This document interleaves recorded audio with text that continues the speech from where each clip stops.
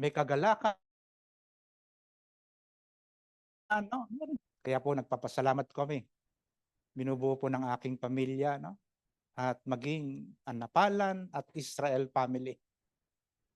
Nagpapasalamat kami po ay inyong tinulungan, no? Sa panahon na kami namimigati dahil sa aking kapatid na bunso na namayapa, si Willie po, no? Willie Napalan. Salamat po sa iba't ibang tulong ninyo, panalangin, pinansyal, marami pong salamat. Ang Diyos po magpala sa ating lahat, ano po, mga kapatid. At salamat sa aking apo po, ha? Nang ako po ay magmiministeryo sa lugar ng Olonga po, no? During that time, na ako po ay magpapahayag ng mabuting balita, ano? Sa lugar na yon ng Burol. Lumapit po ang aking apo. Nang hindi ko po namamalat. At nagsalita po siya, Lolo, pwede po ako magsalita? Oo. At ang sabi niya po, no, purihin ang Diyos po, ha. Napakabuti po ng Diyos, no. Kaya po sa pagtahak natin ito, mga kapatid, makikita natin kung ano po yung unang mensahe ng Diyos na maaari natin maging sandata. Maipakita sa Diyos at kalugdan tayo ng Diyos. Di po ba mas maganda yung kinalulugdan tayo ng Diyos? Natutuwa siya sa atin. Hindi siya nalulungkot, kundi natutuwa sa atin ng Diyos. Amen po ba? Nagsalita ang aking apo. Sabi niya, good afternoon, my dear brothers and sister. Wow. Yung mga kamag-anakan ko po, yung mga kapatid ko nabubuhay pa, no? At yung mga hipag at biniya o mga apo. Sabi niya, the Bible tells us that Jesus died. Meron pa siyang ganun eh. Oh. Na-imagine ko tuloy, no? That Jesus died to give us life. Sabi niya, in John 3:16, for God so loved the world that He gave the only begotten Son, but whosoever believes in Him should not perish. May ganun pa po siya. Di ako naman eh, namamangha po. But have an eternal life. In Romans 5:8, sabi niya ganyan, while we were sinner, Christ died for us. Nagpalakpakan ngayon. Para bang imbis na kalungkutan, no, namayagpag po yung kagalakan sa kanilang puso. Palakpakan ngayon. Praise the Lord. Napaganon po ako. Thank you, Apo. Ha. Sige, punta ka na doon. Nag-minister ka. Pinangunahan mo na ako. So, witness po ang Diyos. Saksi ang Diyos sa mga pangyayaring yon. Bakit po, mga kapatid? Sapagkat ang pananampalataya po natin ay buhay. Dalawang pananampalataya po natatalakayin natin loobin ng Diyos na matapos natin ito, mapagtulong-tulungan po natin, no? I-treasure ang salita ng Diyos. Ito po yung magiging sandata natin. Dalawang pananampalataya po, isang buhay at patay na pananampalataya. Bakit po nagsasalita ang isang tao? At nakikita mo sa kanyang puso, sa kanyang isipan, na buhay o patay ang kanyang pananampalataya. Sapagkat ang pananampalataya pong buhay ay nagsasalita.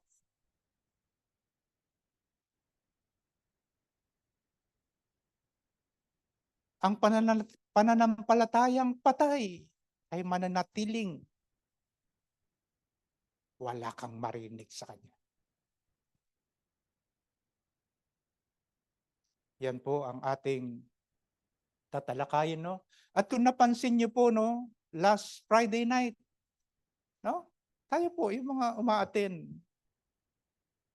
no po, dalangin ko po at kahilingan ko sa Panginoon yung mga kapatiran po na hindi pa nakaka-connect sa weekend worship service natin at tayo po'y magtulungan.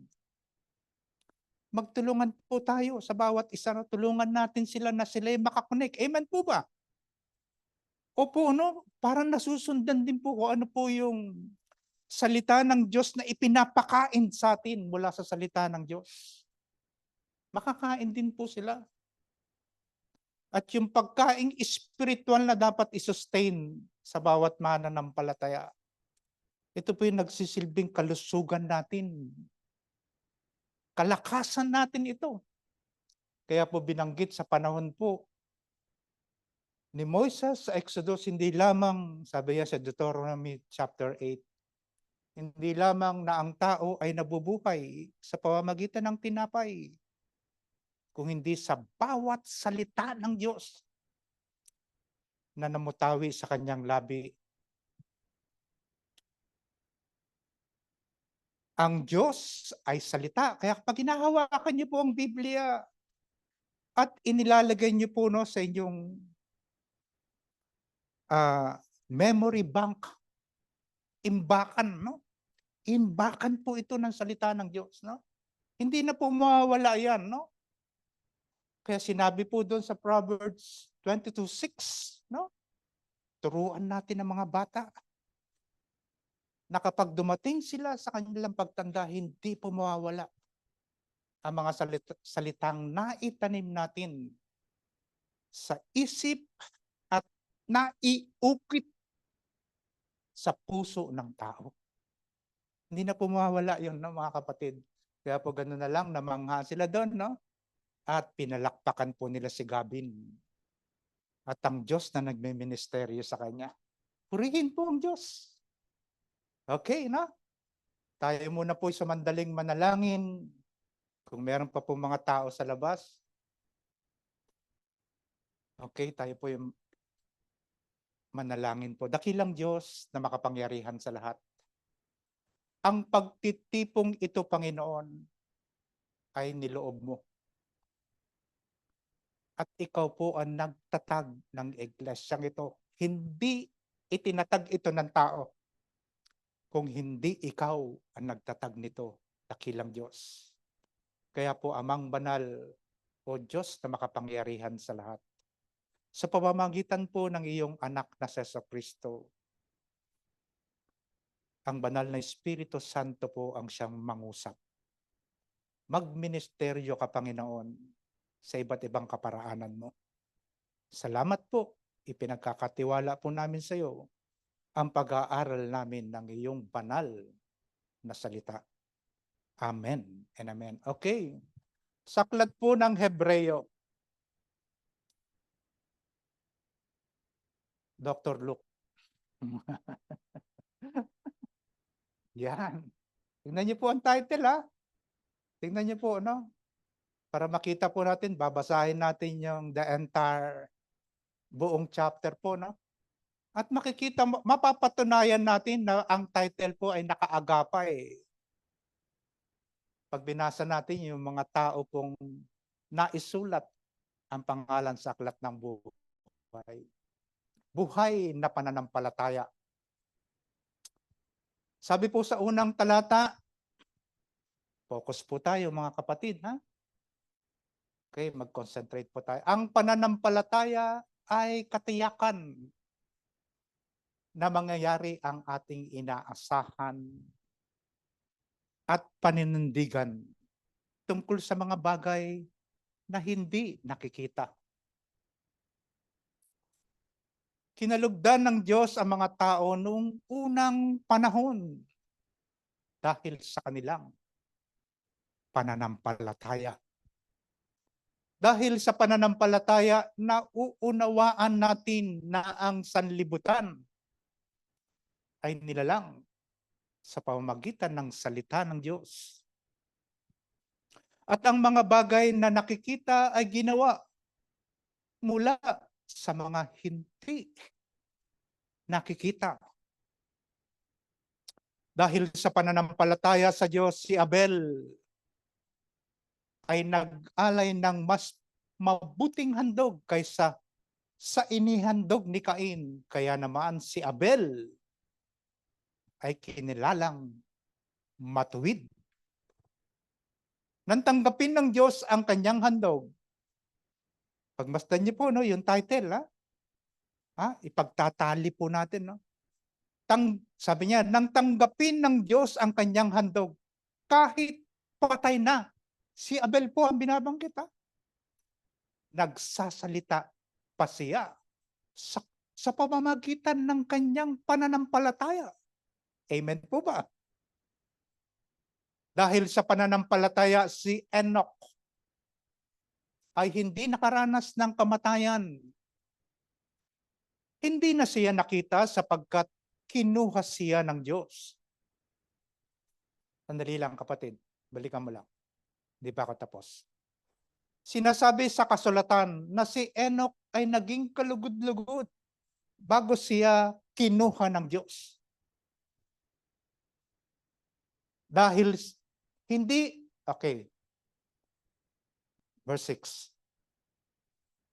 Hindi maaaring kalugdan ng Diyos ang walang pananampalataya sa Kanya sapagkat ang sinumang lumalapit sa Diyos ay dapat sumampalatayang may Diyos. At siya ang nagbibigay ng gantimpala sa mga humahanap sa Kanya. Dahil sa pananampalataya, pinakinggan ni Noah ang babala ng Diyos tungkol sa mga bagay na mangyayari, ngunit hindi pa niya nakikita. Gumawa na siya ng malaking barko upang siya at ang kanyang pamilya ay maligtas sa pamamagitan nito. Nahatulan ang selibutan, ngunit si Noah ay ibinilang na matuwid dahil sa kanyang pananampalataya sa Diyos. Hallelujah. Talatang 8, dahil sa pananampalataya, sumunod si Abraham nang siya'y utusan ng Diyos upang pumunta sa isang lupaing ipinangako sa kanya. Sumunod nga siya kahit hindi niya alam kung saan siya pupunta. Dahil din sa kanyang pananampalataya, siya ay nanirahan bilang dayuhan sa lupang ipinangako sa kanya. Mga tolda ang naging tirahan niya, gayon din sina Isaac at Jacob na tumanggap ng ganoong ding pangako. Sapagkat umasa si Abraham ng isang lungsod na may matatag na pundasyon. At ang Diyos mismo ang nagplano at nagtayo. Dahil din sa pananampalataya, si Abraham ay nagkaroon ng kakayahang maging ama kahit na siya'y matanda na. At kahit na si Sarah ay hindi na maaaring magkaanak pa. Nanalig siyang tutuparin ng Diyos ang kanyang pangako. Kaya't sa isang taong maituturing ng halos patay, amen po ba? Patay na po itong mga tao na to. Halos patay na ay nagmula ang isang lahi na naging sindami ng bituin sa langit at nang di mabilang na buhangin sa dalampasigan. Pambihira po ang salita ng Diyos, no? Silang lahat ay namatay na may pananampalataya, hindi nila nakamtam ang mga ipinangako ng Diyos, ngunit natanaw nila iyon mula sa malayo at itinuring na natanggap na nila. Kinilala nilang sila'y mga dayuhan lamang. At nangingibang bayan dito sa lupa. Ipinapakilala ng mga taong nagsasalita ng ganoon na naghahanap pa sila ng sariling bayan. Kung nasa isip nila ay ang lupaing kanilang pinanggalingan, may pagkakataon pa sana silang makabalik doon. Ngunit ang hinahangad nila'y isang lunsod na higit na mabuti, ang lunsod na nasa langit.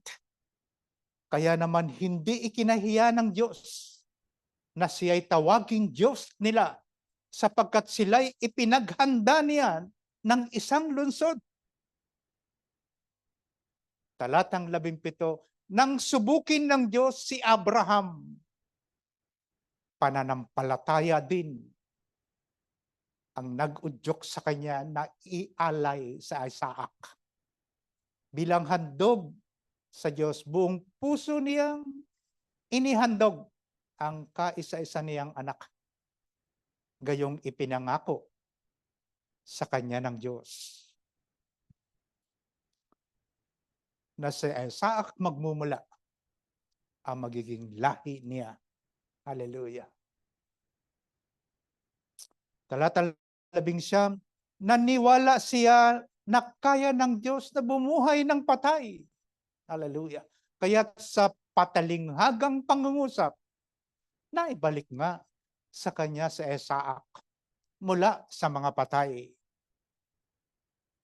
Dahil sa pananampalataya, iginawad ni Isaac kina Jacob at Esau ang pagpapala para sa hinaharap. Dahil sa pananampalataya, iginawad ni Jacob ang pagpapala sa dalawang anak ni Jose bago siya namatay. Humawak siya sa kanyang tunggod at sumamba sa Diyos. Ipinapasa po. At tandaan niyo po ang pananampalataya ay ipinapasa. Ipinapasa ko po sa aking apo. Amen po ba? Opo. Opo, malaking ginagampanan ng mga magulang. Dahil sa pananampalataya, sinabi ni Jose nang siya'y malapit ng mamatay, ang tungkol sa pag-alis ng mga Israelita, naalala niyo po yan, no? Sa Egypto, at ipinagbilin sa kanila na dalhin ang kanyang mga buto sa kanilang pag-alis o paglisan. Dahil sa pananampalataya, ang mga magulang ni Moises ay hindi natakot na sumaway sa utos ng hari. Na makita nilang maganda ang sanggol, na po, at nakasakay sa malaking basket, sinisinglot-singlot ng maliliit na alon. Yan po, makikita niyo po yan. Makita nilang maganda ang sanggol, itinago nila ito sa loob ng 3 buwan. Nakikita niyo po, nabubuo yung historical. Na po. Dahil sa pananampalataya, tumanggi si Moises nang siya'y mayroon ng sapat na gulang na tawagin siyang anak ng prinsesang anak ng hari. Talatang 25, inibig pa niyang makihati sa kaapihang dinaranas ng bayan ng Diyos, ang bayang Israel po, kaysa magtamasa ng mga panandaliang aliw na dulot ng kasalanan.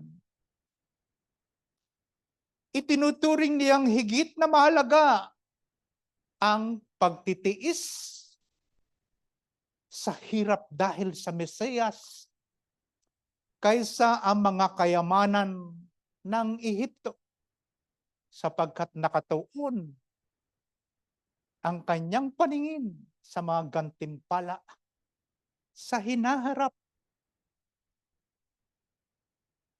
Pananampalataya din ang nag-udyok kay Moises na lisanin ang Ehipto nang hindi natatakot sa galit ng hari. Matatag ang kanyang kalooban sapagkat para niyang nakita ang Diyos. Hallelujah. No? Dahil din sa pananampalataya, itinatag niya ang Pasko at iniutos sa mga Israelita na pahiran ng dugo ang pintuan ng kanilang mga bahay upang huwag patayin ng anghel na namumuksa ang kanilang mga panganay na anak. Dahil sa pananampalataya, nakatawid ang mga Israelita sa dagat na pula na parang lumalakad sa tuyong lupa. Samantalang nalunod naman ang mga Egyptian nang ang mga ito'y tumawid. Dahil sa pananampalataya ng mga Israelita, gumuho ang pader ng Jericho matapos silang maglakad ng 7 ulit. 7 araw, mga kapatid. Hallelujah. Dahil sa pananampalataya ni Rahab, ang babaeng nagbebenta ng aliw. Tingnan niyo po, ha? Makasalanang babae, pero yung faith, ipinapakita po, no? Dahil sa pananampalataya ni Rahab, ang babaeng nagbebenta ng aliw ay hindi napahamak na kasama ng mga ayaw sumunod sa Diyos, sapagkat malugod niyang pinatuloy ang mga espiyang Israelita. Magpapatuloy pa ba ako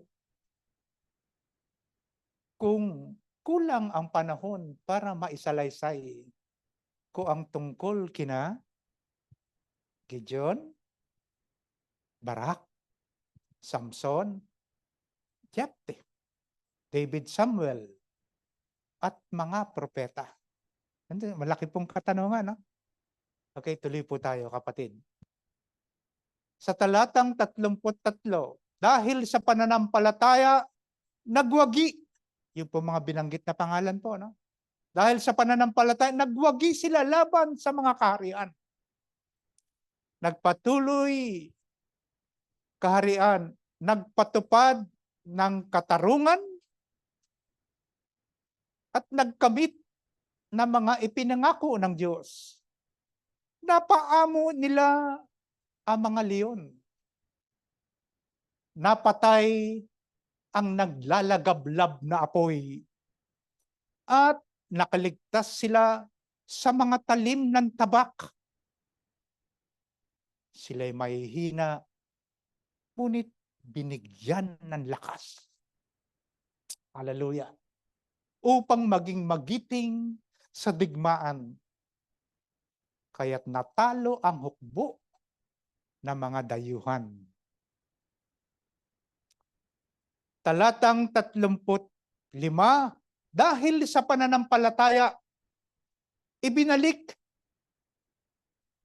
sa ilang mga babae ang kanilang mga mahal sa buhay na namatay sa pamamagitan ng muling pagkabuhay.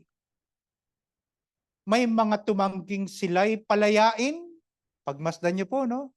Ang dinanas po ng mga taong sumunod sa Diyos dahil sa kanilang pananampalataya. May mga tumangging sila'y palayain sapagkat pinili nila ang mamatay sa pahirap upang sila'y muling buhayin at magtamo ng mas mabuting buhay. Mayroon namang hinamak at hinagupit at mayroon ding kinadena at ibinilanggo. Ang iba naman ay pinagbabato, niligari sa dalawa. O, tingnan niyo po yan, yung mga persecution po, no? Mga pahirap sa mga taong may pananampalataya. Ang iba naman ay pinagbabato, niligari sa dalawa, hinati po, tinokso at pinatay sa tabak. Ang iba ay nagdamit ng balat ng tupa at kambing. Ang iba'y namulubi, inapi at pinagmalupitan. Dahil po yan sa kanilang pananampalataya. Hindi karapat-dapat sa kanila ang daigdig. Nagpagala-gala sila sa mga ilang at kabundukan. Nagtago sila sa mga yungib at lungga sa lupa. At dahil sa kanilang pananampalataya, nag-iwan sila ng isang kasaysayang hindi makakalimutan kailanman. Ang lahat ng mga ito, bagamat may mabuting patotoo dahil sa kanilang pananampalataya, ay hindi tumanggap ng ipinangako. Huling talata po, mga kapatid, sapagkat may mas magandang plano ang Diyos para sa atin upang sila'y hindi maging ganap malibang kasama tayo. Amen. Binanggit po tayo, hindi tayo kahiwalay sa kanila. Purihin po ang pagkabasa ng banal na kasulatan. Makikita niyo po, no? Makikita niyo po sa kasaysayan ng Israel, mga kapatid. Ano lang po na isalarawan po natin sa ating pong kaisipan. Isinulat po ang aklat ng Hebreo. Kabanata 11, ang kabuuan nito ay upang ipakita ang mga karaniwang tao. Ikaw, ako, tayo. Katulad nila Moises, tao po yan. Tao yan, marunong masaktan, marunong mapagod.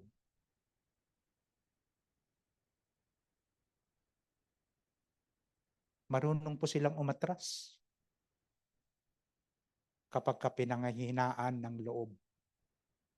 Yan po ano na po yan, no? Kumbaga sa realidad na po ng buhay natin yan. Nakakaranas tayo ng iba't ibang mga kahinaan. Pakita natin title, Dr. Luke. Yung title lang po. Yung title po, balikan lang po natin. Yan. Ngunit ang pananampalataya po nila'y buhay sa simula hanggang sa katapusan ng kanilang mga buhay. Yan po, no? Kaya po nananawagan ang sumulat sa kanyang mga mambabasa na manatiling tapat ang pamumuhay sa pananampalataya sa gitna ng mga pagsubok sa buhay, sapagkat ang Diyos na buhay ay mananatiling tapat noon, ngayon, at magpasa hanggang panahon. Yan po ipinangako ng Diyos. At hindi po maaaring magkulang ang Diyos sa atin. Kaya po, no, mga kapatid, sa pagpasok natin ng panibagong taon, 2024, dati pa rin po, paigtingin lang po natin, no? Para po hindi tayo makaranas ng panghihina. Salita ng Diyos at pananalangin.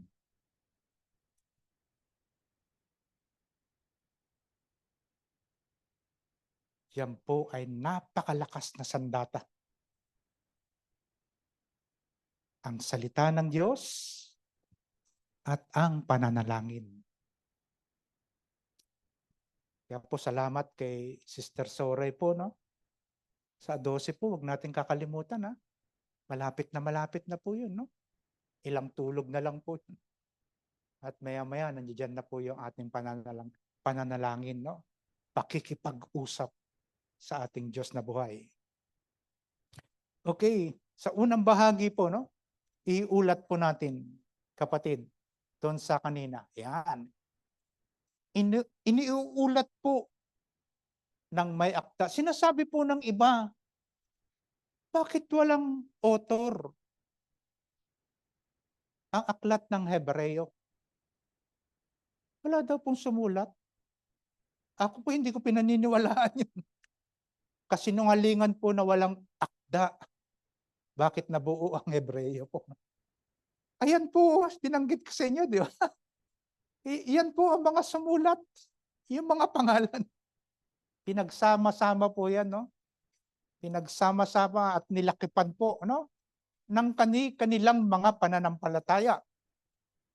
Ang ulat at paliwanag sa ng pananampalataya.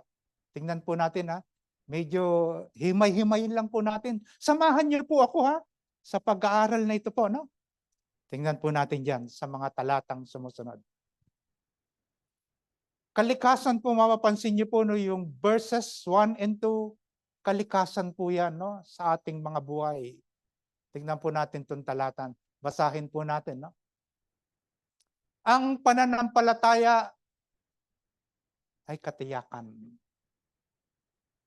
Amen po ba? Ganyan po, ha?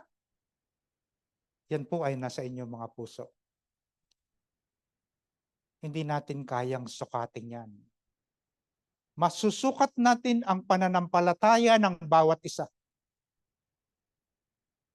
kung ito po ay kumikilos,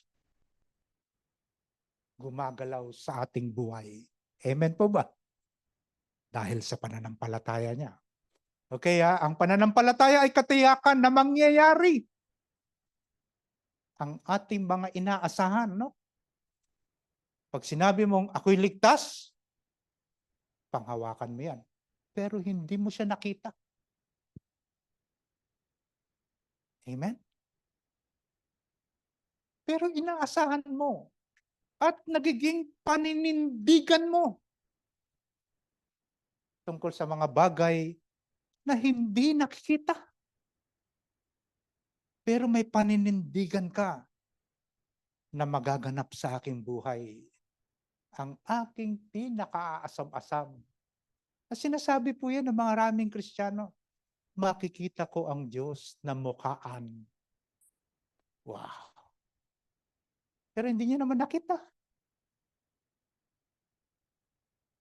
Nagiging katiyakan niya at pinaninindigan sa kanyang isip, sa kanyang puso. Talatang 2, kapatid. Kinalugdan ng Diyos ang mga tao noong unang panahon dahil sa kanilang pananampalataya. Ay papaano kung wala tayong pananampalataya, kapatid? Ang Diyos, ang salita ng Diyos ang nagsasabi, kalulugdan ka ng Diyos kung ikaw ay may binhi na naitanim sa iyong puso, binhi ng pananampalataya.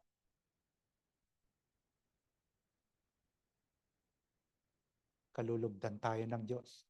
Kaya po sa pagtahak natin sa 2024, ito po ang magandang makita ng Diyos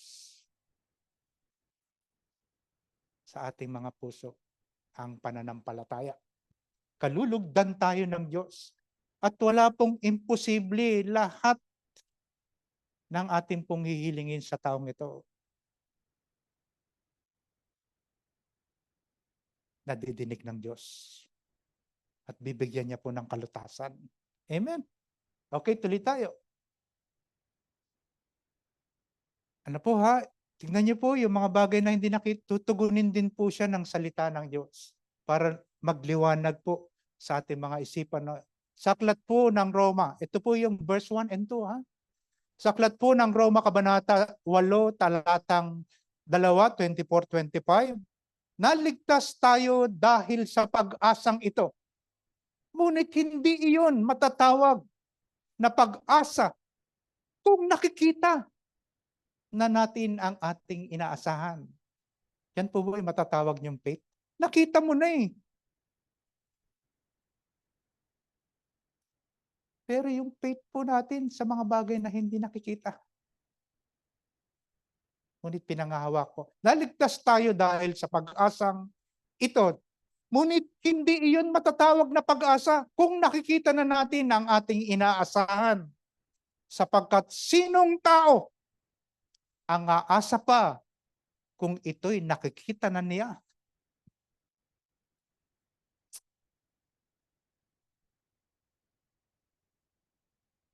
Mga kapatid, ang ating pong pag-asa ay sa mga bagay na hindi natin nakikita. Amen? 25. Ngunit kung umaasa tayo na hindi natin nakikita, hinihintay natin iyon ng buong tiyaga. Hallelujah. Hinihintay natin yun hanggang sa katapusan. Hinihintay natin ito na mangyayari at buong tiyaga na hihintayin natin ang mga bagay na ito, mga kapatid. Yan po ay pananampalataya. Hallelujah. Susunod. Ang pananampalataya ay katiyakan na mangyayari ang ating mga inaasahan. Sinabi po yan ng salita ng Diyos. Inaasahan mo, ngunit hindi mo nakikita. Pero mangyayari, kapatid. Amen? Parang mahirap paniwalaan. Bakit po? Sa taong walang pananampalataya. Pero sa taong may pananampalataya, pinaniniwalaan niya po na ito po'y magaganap. Na po? Sa talatang ito, no? Okay, tuloy tayo. Verse 1b. At paninindigan tungkol sa mga bagay na hindi nakikita. Pero ito'y magaganap po dahil sa kanyang pananampalataya. Ako po'y muli pong magpapaalala po sa mga facilitator po ng ating weekend worship service, no, sa ating mga group, mga nagpa-facilitate po ng small group, na tayo po yung mag-note, mga kapatid, para wala tayong malulundagan. Ano po? Kung sakasakali po na ako'y po yung ma-assign sa Biyernes na panambahan natin, no? Yung weekend worship service natin na ginaganap po every Friday via Zoom. Mag-note po tayo, mga kapatid, na? At ito po'y tatalakayin natin ng daan-daan. Hindi natin kailangan po yung mabilis. Mabilis kung hindi naman natin po mauunawaan ng labis. Sabi niya po dyan, no? At paninindigan tungkol sa mga bagay na hindi nakikita. Next. Pangangailangan, kanina po kalikasan. Ngayon po, pangangailangan. Ano po ba ang laman ng pangangailangan ito? Okay? Kinalugdan ng Diyos ang mga tao noong unang panahon dahil sa kanilang pananampalataya. Ano pa bang maaari ninyong banggiting salita maliban sa kinalulugdan? Ano po? Oh, amen. Natutuwa sa iyo ang Diyos, kapatid. Dahil sa iyong pananampalataya.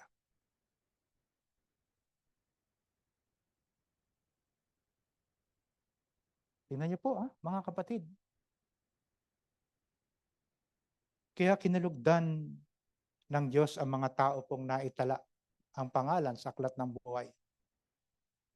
Sabi niya po, just sa verse 2, dahil sa kanilang dahil sa pananampalataya na Sige po, balik lang po tayo. Sige, tuloy lang kapatid. Dahil sa pananampalataya na uunawaan natin na ang sanlibutan ay ninalang sa pamamagitan ng salita ng Diyos. At ang mga bagay na nakikita ay ginawa mula sa mga hindi nakikita. Tingnan niyo po yung Genesis, mga kapatid. Chapter 1, no? Nakita niyo po hanggang chapter 2. Nang lalangin ng Diyos ang langit at ang lupa. Sinasabi po doon, no? Sa salita ng Diyos. Nakita niyo po? Nakita niyo po ba? Ngunit hindi. Walang nakakita sa akin. Sa atin, no? Sa ating lahat. Nang lalangin ng Diyos ang langit at ang lupa. Ang lahat na namumuhay, no? No, sa lupa, maging sa ilalim ng dagat. No po, lahat, pati ang ating kinakain. Pera lang ang baboy.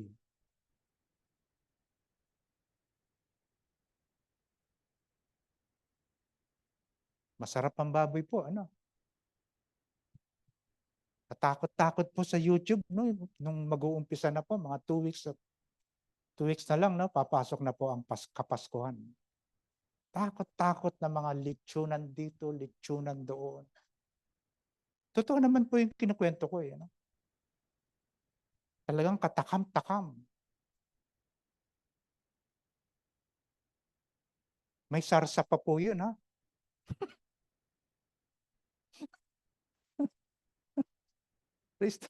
Salamat sa Diyos na pinapakita lang sa atin, pero yung mga, okay, sige po, tawa lang kayo, okay lang po yan.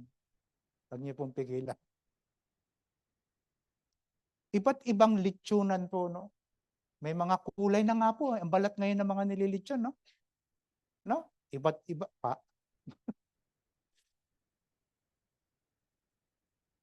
Parang may balat pa po o balahibo ng Dalmatian. No? May batik-batik na gano'n. Talagang iniinganyo ang tao. Ano po? Opo, ano? Talagang mainganyo tayo mga kapatid. No?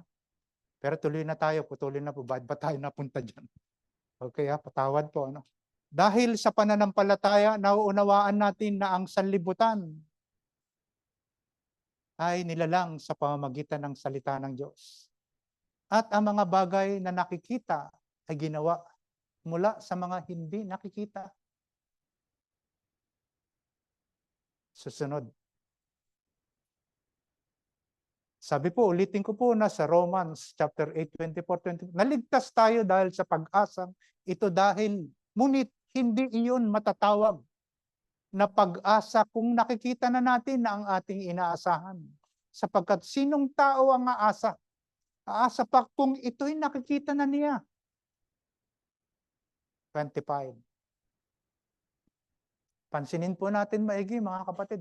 Ngunit kung umaasa tayo na hindi natin nakikita, hinihintay natin iyon ng buong tiyaga. Kaya po yung katyagaan natin, kaloob din po ng Diyos sa atin yan. Na po, isa po yan, no? Sa bunga ng ating pananampalataya. Una, pag-ibig, no?